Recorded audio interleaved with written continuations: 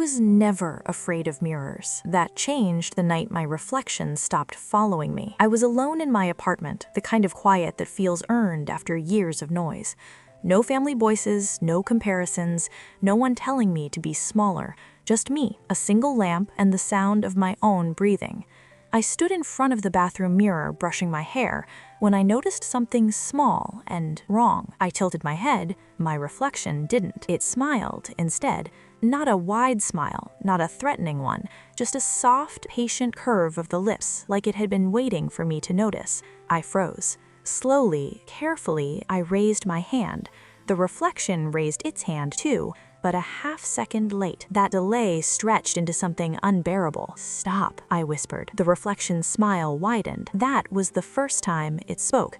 "You left us," it said in my voice. The lights flickered. I stumbled back, heart hammering, and when I looked again, the mirror was normal. Just glass, just me, pale, shaken, alone. I told myself I was tired. I had learned long ago how to lie to myself when the truth felt dangerous. But the mirrors remembered. From that night on, reflections misbehaved. Sometimes they blinked when I didn't. Sometimes they watched me even after I turned away. In store windows, in phone screens, in darkened glass, I caught glimpses of myself standing still while I kept moving. Always smiling, always waiting. I started covering mirrors with sheets. That was when the dreams began. In my dreams, I stood in a long, white hallway lined with mirrors on both sides. Every reflection showed a different version of me. Child me, teenage me, quiet me, angry me, broken me. All of them stared silently as I walked past. At the end of the hallway, one mirror was uncovered. That reflection stepped out. I woke up every time before it reached me, my sheets soaked with sweat, my heart racing like it had tried to escape my body. I didn't tell anyone. Some horrors feel worse when witnessed. The first real sign something was wrong happened at work. A coworker laughed awkwardly and said, "You okay? You've been staring at yourself in the screen for like a minute." I checked my computer monitor. I was smiling. I hadn't felt my face move. That night, my reflection refused to leave the bathroom. I turned off the light, it stayed. I left the room. I could feel it watching. "You don't get to be whole without us," it said softly. That was when I understood. Whatever lived in the mirrors wasn't new. It was old. It was made of everything I had cut away to survive, every version of myself I had silenced, every emotion I swallowed, every time I became smaller so someone else could be loved louder. I had left parts of myself behind, and they were tired of being trapped. The reflection began to change. Its eyes darkened. Its movements became smoother than mine, more confident. It wore my face the way someone wears a stolen coat, comfortably. One night, I woke up on the bathroom floor. The mirror was fogged. From the other side of the glass, my own hand pressed against it. "Let me out," it whispered. "I can live better than you." I crawled backward, shaking. The reflection's voice softened. "You're so tired, Alina. Let me carry it." Cracks began spreading across the mirror, thin and spiderwebbed, like something was pushing from inside. I realized then the horror wasn't that the reflection wanted to escape.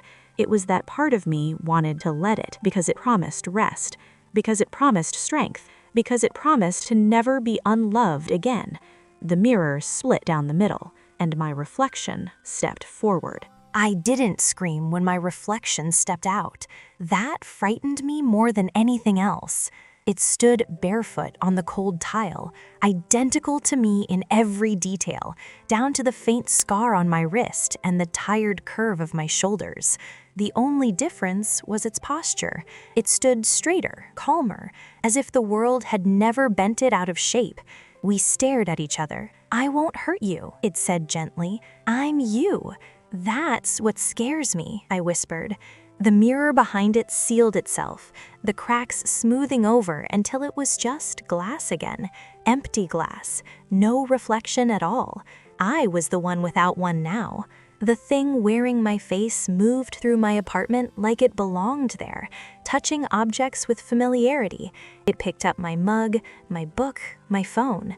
When it smiled, it looked natural, more natural than I ever had. "You made me," it said. "Every time you swallowed your anger, every time you stayed quiet so someone else could be comfortable. I'm everything you cut away. I backed into the wall, heart pounding. Go back. It tilted its head, studying me with my own eyes. Why would I? You left me first. That night, I slept on the couch with the lights on. She slept in my bed. In the morning, I woke to the smell of coffee. It had made it exactly the way I liked. I called in sick for you, she said casually. You need rest. I tried to leave the apartment. The door wouldn't open for me. It opened easily for her. Days blurred together. She went to my job, answered my messages, laughed with my coworkers. They liked her more than they ever liked me. She spoke without apologizing, held eye contact, took up space. When I tried to speak to people, they looked through me, literally. Their eyes slid past my face, confused, unfocused, as if I were standing slightly out of alignment with reality. At night, she told me stories, not lies, memories, moments I had buried so deeply I forgot they were still alive. Times I wanted to scream but didn't. Times I smiled when I wanted to disappear. She spoke them aloud, calmly, stripping them of shame. You survived by splitting, she said one night, brushing my hair like I was the younger one. But survival isn't living. I hated her for how right she was. I noticed changes in my body. My hands felt less solid. My reflection no longer appeared in any surface. Not mirrors, not windows, not water.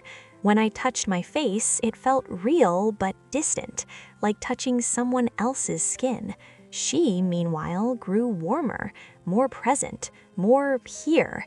You can still come back together, she said, but only if you stop resisting. I knew what she meant, integration. If I let her fully in, I would lose control. Or maybe I would lose the part of me that was still afraid. That night, I followed her into the bathroom. She stood in front of the mirror. This time, it reflected only her. Look, she said softly, this is what wholeness looks like. The glass behind her rippled, not cracked, opened. Behind it was the hallway from my dreams, the one lined with mirrors, each holding a version of me I had abandoned. They were watching, waiting. If you don't choose, they will, she said. The mirrors began to hum. I felt myself pulling apart inside, emotions surfacing all at once. Rage, grief, longing, exhaustion, years of quiet pain pressed against my ribs, demanding space. I realized then the final horror. This wasn't possession, it was replacement by consent, and I was running out of time to decide who deserved to exist. The mirrors began to speak without sound. They vibrated softly, each one glowing faintly, each one holding a version of me I had abandoned at different points in my life. The angry one who wanted to scream, the child who needed comfort, the woman who wanted to be loved without earning it, the one who almost broke and didn't tell anyone. They all watched me with the same expression, expectation. The reflection beside me, her, stepped closer, her presence heavy but comforting in a way that made my chest ache. You feel it now, she said. This is what you buried to survive. I clutched my arms around myself. My body felt unstable, like it might dissolve if I let go even a little. If I let you take over, I whispered, what happens to me? She didn't answer right away. That was how I knew the truth was dangerous. You don't disappear, she said finally. You become quiet. The mirrors pulsed. I thought of my life, how quiet I had already been, how often I had stepped back so others could shine, how many times I had told myself this is enough when it wasn't. What if I don't want to be quiet anymore? I asked. She smiled sadly. That's why I exist. The hallway began to stretch, mirrors sliding closer, reflections leaning forward. Some reached toward the glass from the inside, palms pressed flat, eyes desperate. I felt something pulling at my chest, like threads being drawn outward. Stop, I said, backing away. "This isn't choice, this is pressure." The reflection's voice softened. "Choice always feels like pressure when you've never been allowed to want." The mirror behind her rippled again, deeper this time, opening like a doorway. I could see myself inside it, not the reflection, not the fragments, but a version of me sitting on the bathroom floor, small and shaking from years ago. I remembered that night, the night I promised myself I would never need anyone again. That was when I split. The mirrors understood memory better than time. They were not trying to trap me, they were trying to finish something unfinished. The apartment around us began to fade. The walls thinned, becoming reflective, until everything was mirror, floor, ceiling, air. I was standing inside myself. "I don't hate you," I said to her. "I hate that I had to make you." She stepped closer, placing a hand over my heart. Her touch was warm, real.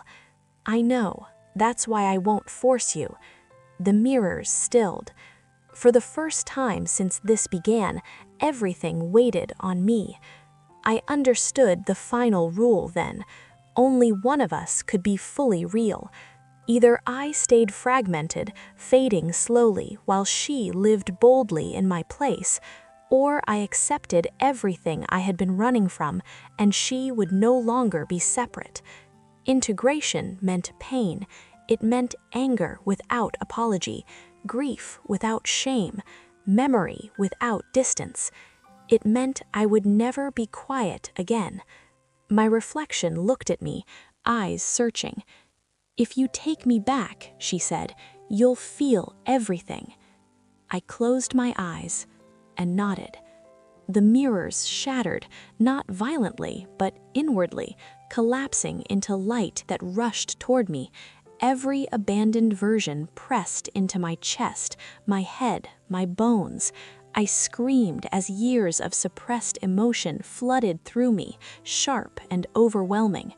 The reflection dissolved into warmth, into strength, into me. When it ended, I was on the bathroom floor, shaking, gasping for air. The mirror showed only one. The smile in the mirror was not mine. I knew that instantly, with a certainty that settled deep in my bones. I was whole now. I could feel every emotion, every memory, every sharp edge I had once buried. And that wholeness told me the truth before fear could soften it. Whatever watched from the glass had waited for this moment. The mirror did not ripple this time. It did not crack or open like before. It stayed perfectly still, perfectly reflective, except for the eyes. They were too focused, too aware. "You did beautifully," it said, using my voice the way a thief uses a familiar key. "You fixed the fracture." My reflection lifted its hand. I did not. That delay, small, almost merciful, confirmed it. "What are you?" I asked.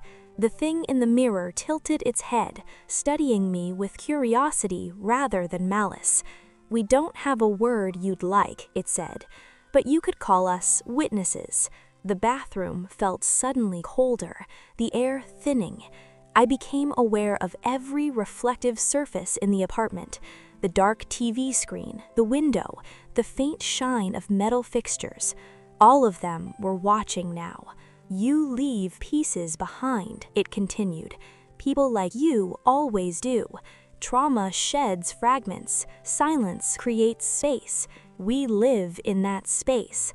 I stepped back. The reflection stepped forward, not out of the mirror, closer. The glass itself seemed to deepen, as if it had become a window instead of a surface. "You don't get to take anything else from me," I said, my voice shaking but loud. I felt anger now, real anger, and it steadied me. The reflection smiled wider. "You misunderstand. We already have." Images flooded my mind, not memories this time, but moments I hadn't noticed.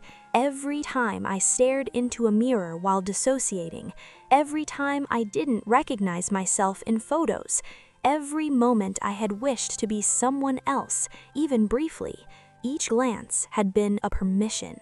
"You took my reflection," I whispered. "No," it said gently, "you gave it, piece by piece." The other mirrors began to darken, their surfaces clouding as if something pressed against them from the inside.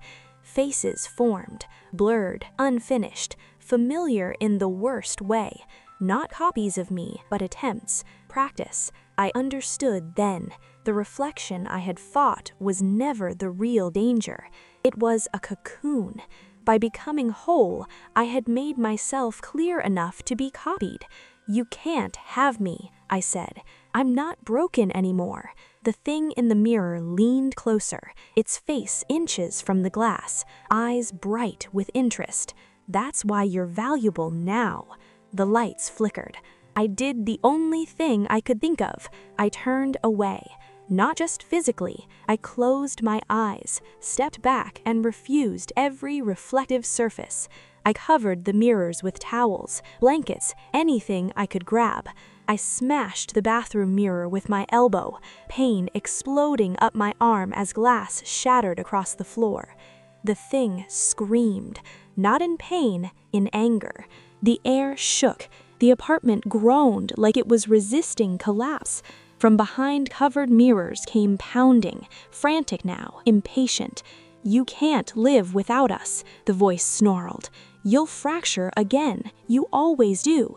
"Maybe," I said aloud, breathing hard, "but next time I won't look for myself in glass." The pounding slowed, then stopped. Silence fell, heavy, uncertain. When morning came, sunlight filled the apartment, real light. The mirrors stayed covered. The broken glass lay dull and harmless on the floor.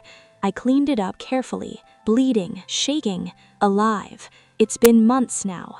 I avoid mirrors when I can. When I can't, I glance only long enough to confirm I'm still here, still solid, still mine. Sometimes, only sometimes, I swear the reflection watches a second longer than it should, but it doesn't smile anymore. I think it's waiting, not because it's patient, but because it knows something I'm still learning. You can heal. You can become whole. But once you do, you must decide who gets to see you, because mirrors don't just reflect, they remember. And some things only need to see you complete once to know exactly how to take your place.